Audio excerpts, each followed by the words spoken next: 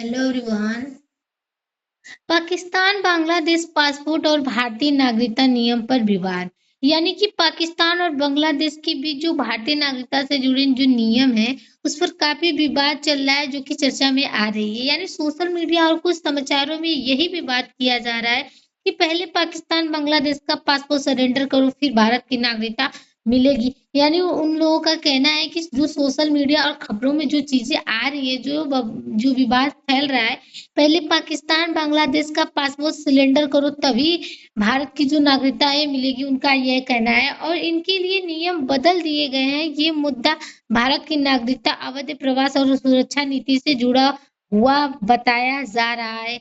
यानी कि ये बांग्लादेश पासपोर्ट जो जमा करना होता है वहां के मतलब जो पुराना पाकिस्तान है उससे जुड़ा हुआ बताया जा रहा है, और इसके लिए नियम बदल दिए गए हैं। क्या हुआ पूरा मामला? भारत में नागरिकता से जुड़े नियम प्रमुख रूप से इंडिया के सिटीजन एक्ट और पासपोर्ट रूल के तहत तय होते हैं। यानी कि ये जो मुद्दा आ रहा है ये नागरिकता और उसके मतलब उसके कुछ ऐसे नियम है जो उसकी मतलब उसके रहन सहन प्रकार जो पासपोर्ट रूल के मतलब इन दोनों के तहत ही आ रहा है। हाल ही के वर्षों में सरकार ने उन लोगों के दस्तावेजों की जांच कड़ी की है।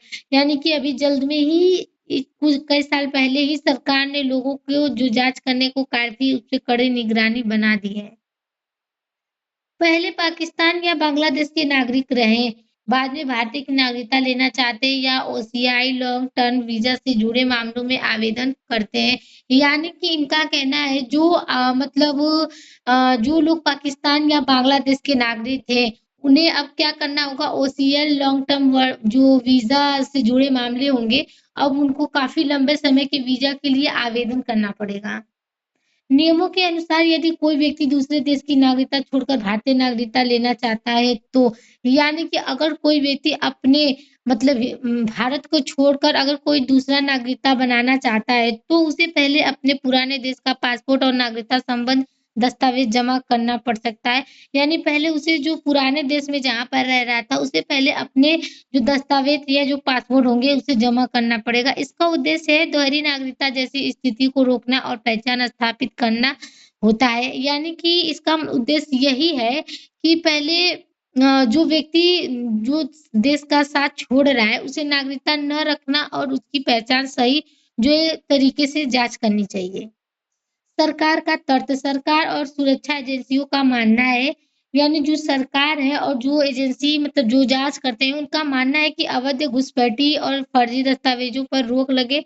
यानी कि जो सरकार और जो चेकिंग करने वाले एजेंसी है उनका ये कहना है कि जो नकली दस्तावेज बनाकर ला रहे हैं उस पर रोक रोक लगाई जाए और राष्ट्रीय सुरक्षा मजबूत हो, जिससे कि जो हमारा देश होगा उससे मजबूती मिलेगी और नागरिकता रिकॉर्ड सही तरीके से स्थापित होगा और जो नागरिकता का रिकॉर्ड आएगा वो सही हो पाएगा। सीमा क्षेत्रों में पहचान संबंधी विवाद कम होगा। इससे लोगों के देशों के बीच जो सीमा पर जो विवाद होते हैं वो कम होगा।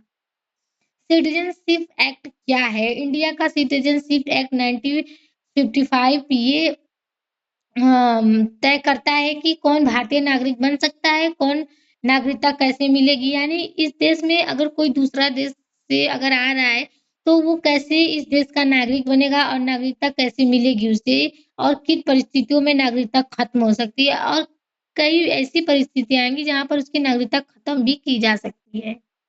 भारतीय नागरिकता पाने के तरीके: जन्म से, वंश से, पंजीकरण द्वारा, नेचुरलाइजेशन, कुछ साल भारत में रहने के बाद किसी क्षेत्र के भारत में शामिल होने पर।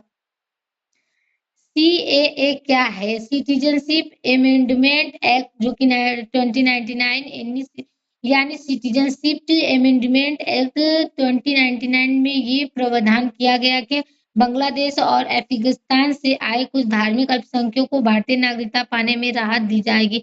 अगर वो बांग्लादेश और अफगानिस्तान से आए अगर कुछ धार्मिक कम संख्यक वाले होंगे तो उन्हें भारत में नागरिकता पाने का राहत यानी आसान तरीके से मिल सकता है।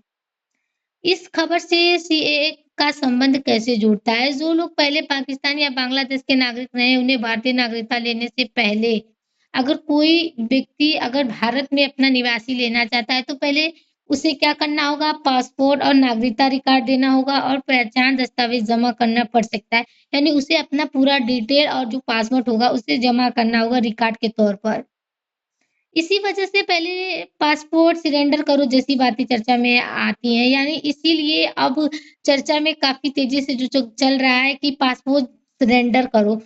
सीएए के तहत आवेदन करने वालों लोगों के लिए दस्तावेज़ सत्यापन महत्वपूर्ण बन जाता है। इसीलिए ये आवेदन काफ़ी महत्वपूर्ण माना जा रहा है। राजनीति से संबंध सरकार का पक्ष ये कानून षड्यंत्रियों की मदद के लिए है, राष्ट्रीय सुरक्षा मजबूत होगी, अवैध घुसपैठियों पर रोक लगा जो यानी हमारे देश के देशद्रोही हैं, उन पर रोक लग पाएगा और हमारी जो राष्ट्रीय सुरक्षा है, अच्छे से मजबूत हो पाएगी। विपक्ष और कुछ सामाजिक संगठन कहते हैं, धार्मिक के आधार पर नागरिकता देना विवाद पैदा कर सकता है। यानी अगर धर्म देखकर किसी व्यक्ति को नागरिकता दी जाएगी, तो ये विवाद का मामला हो सकता है। दस्तावेज न होने पर गरीब लोगों को परेशानी हो सकती है। अगर ऐसे दस्तावेज नहीं हुआ, तो गरीब लोग जो होंगे वो परेशान होंगे बेरोजगारी को लेकर। इससे सामाजिक तनाव बढ़ सकता है। इससे समाज में रहने वाले लोगों के ऊपर प्रभाव बढ़ेगा। एनआरसी और सीएए की चर्चा सीएए के साथ अक्सर NRC national registration of citizen का मुद्दा भी जुड़ता है। एनआरसी का उद्देश्य देश में वैध नागरिकों की पहचान करना, अवैध प्रवासियों की जांच करना। विपक्ष को डर था कि जिनके पास पुराने दस्तावेज नहीं होंगे उन्हें कठिनाई हो सकती है।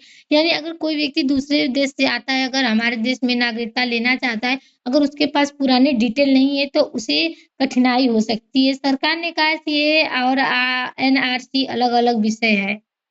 भारत बांग्लादेश संबंध बांग्लादेश और इंडिया के बीच सीमा व्यापार और प्रवास के मुद्दे पहले से संवेदनशील रहे। ऐसे मामलों में दोनों देशों के बीच राजनीतिक चर्चा बढ़ सकती है। यानी जो बांग्लादेश और इंडिया है, इन दोनों के बीच जो सीमा और व्यापार के प्रवास है, जो मुद्दे हैं, वो पहले से संवेदनशील रहे हैं। ऐसे मामलों में दोनों देशों के बीच जो राजनीतिक उतराव-चढ़ाव है, वो बढ़ेगा। हालाँकि दोनों देश सबसे सहयोग बने रहने की कोशिश करते रहते हैं। भारत पर प्रभाव राष्ट्रीय सुरक्षा मजबूत हो सकती है, अवैध व घुसपैठी पर नियंत्रण बढ़ सकता है, नागरिकता रिकॉर्ड अधिक स्पष्ट होंगे, सीमा राज्यों में राजनीतिक बहस तेज हो सकती है। यानी राष्ट्रीय जो सुरक्षा है मजबूत होगी और जो घुसपैठी है वो काफ़ी नियंत्रण में आ सकेंगे, उन पे रोक लग सकेगी और जो नागरिकता का रिकॉर्ड है वो अच्छे तरीके से सही स्पष्ट हो सकेगा। तो समाज पर प्रभाव क्या पड़ेगा? नागरिकता और पहचान को लेकर बहस तेज हो सकता है। कुछ समुदायों में सुरक्षा की भावना बढ़ सकती है, यानी जो नागरिकता की पहचान है उसको लेकर बहस हो सकता है। कुछ समुदाय असुरक्षित भी महसूस करते हैं, वहीं कई लोग इसे कानून व्यवस्था मजबूत करने वाला कदम मानते हैं। तो राजनीति पर प्रभाव चुनाव में बड़ा मुद्दा बन सकता है, सरकार और विपक्ष के बीच बहस तेज हो सकती है, सीमा राज्यों की राजनीति प्रभावित हो सकती है। जो चुनाव में बड़ा मुद्दा इसको बनाया जा सकता है और सरकार इसके विपक्ष बहुत तेज़ी इसीलिए जो सरकार है काफ़ी तेज़ी से बहस कर रही है उसके विपक्ष में। सीमा राज्यों की जो राजनीतिक है उस पर प्रभाव पड़ेगा और धार्मिक को लेकर, नागरिकता को लेकर काफ़ी चर्चा में मुद्दे आ सकते हैं। आर्थिक प्रभाव दस्तावेज और सत्यापन प्रक्रिया पर सरकारी खर्च बढ़ सकती है, यानी जो सरकारी खर्च होंगे अर्थव्यवस्था को लेकर काफ़ी बढ़ सकता है और अवैध प्रयास कम होने से संसाधनों पर दबाव घट सकता है। कानूनी और प्रशासनिक प्रक्रिया लंबी होने से खर्चा बढ़ सकती है। लाभ की बात करें तो राष्ट्रीय सुरक्षा मजबूत हो सकती है, अवैध घुसपैठी पर नियंत्रण बढ़ सकता है, नागरिकता रिकॉर्ड अधिक साफ और व्यवस्थित होंगे, जो कि राष्ट्रीय सुरक्षा मजबूत होगी, अवैध घुसपैठी नियंत्रण बढ़ सकता है। हानि क्या होगा? गरीब जो लोग होंगे और सामाजिक रणनीति इन सारे पर काफ़ी परेशानी आ सकती है। निष्कर्ष की बात करें तो ये मुद्दा केवल पासपोर्ट सरेंडर करने की नहीं बल्कि नागरिकता सत्यापन, सुरक्षा और कानून इन सारे विषयों से जुड़ा हुआ है। भारत सरकार का ध्यान राष्ट्रीय सुरक्षा और राजनीतिक को रिकॉर्ड पर जो कि उनको पेश करना होता है इसीलिए उन पर प्रभाव पड़ सकता है। Thank you everyone.